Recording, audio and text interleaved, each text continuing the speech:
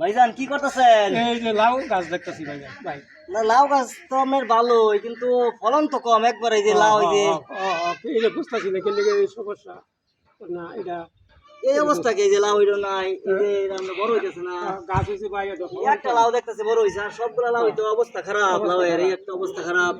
এটা কোনো বড়, এটার বড় হওয়ার সম্ভাবনা নাই। এই যে এগুলা করা তো অনেক আইছে, লাউর যে ছোট ছোট করা কয় এটা তো অনেক আইছে, কিন্তু লাউ তো বড় হইতেছে না। না ভাই। এটা কিছু ভুল আছে আপনার এখানে, বুঝছেন? আচ্ছা এখানে কিছু ভুল আছে, আমি ভুলগুলো দেখাইতেছি। আচ্ছা এটা তো আমি বুঝি না ভাই, নাম এটা আসেন এইদিকে, আসেন এইদিকে, আসেন।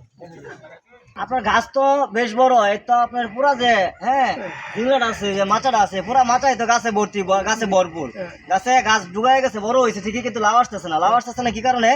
আপনার কিন্তু এখানে শুধু আপনার লাউ আসতেছে, কিন্তু পুরুষ ফুল নাই। পুরুষ ফুল নাই, লাউয়ের কর আসতেছে কিন্তু করা মারা যাচ্ছে, পুরুষ ফুল নাই। এই কারণে লাউয়ের কর আসবো কিন্তু বড় হইতো না। এটা পরাগায়ন ঠিক মতো হচ্ছে না। যদি পুরুষ ফুল গাছে না থাকে, পরাগায়ন না হয়, তাহলে কিন্তু আপনার লাউ বড় হবে না। আবার শুধু পুরুষ ফুল আসে, লাউ না আসে, করা না আসে, তাহলে কিন্তু হবে না। দুইটাই আসতে হবে। দুইটা আসার জন্য কি করতে হবে আপনাকে?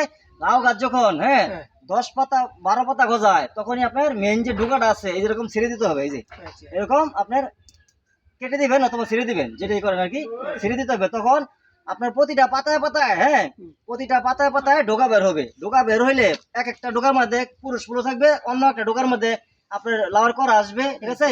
তখন পরাগায়নটা ঠিক মতো হবে, তখন আপনার লাউ গুলা টিকবে। আর যদি এইভাবে শুধু আপনি গাছ ছিঁড়ে না দেন, শুধু ডোকা পাওয়া যাবে, আপনার পুরা মাচাতে আপনার গাছ ভরপুর থাকবে, কিন্তু শাক খাইতে পারবেন, শাক খাইতে পারবেন, ডোকা বেচতে পারবেন, কিন্তু লাউ কম আসবে। এই ভুলটা আপনার হয়েছে। আপনি এরকম যে মেইন ডোকা গুলো আছে গাছের, এগুলো প্রত্যেকটাই কেটে দিবেন। 10 পাতা গজানোর পরে আপনি কেটে দিবেন। এটা কেটে দিলে আপনার লাউ ঠিক মতো আসবে গাছে। ধন্যবাদ।